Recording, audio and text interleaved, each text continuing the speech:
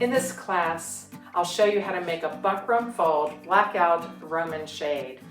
I developed this method several years ago when I was looking for a way to make a blackout shade without pinholes of light. I also wanted to find an alternative to using ribs. There are horizontal pieces of buckram sewn to the face fabric, and the buckram has an adhesive. When the blackout lining is ironed on the back, the buckram adheres to the blackout, and that helps to keep it in place.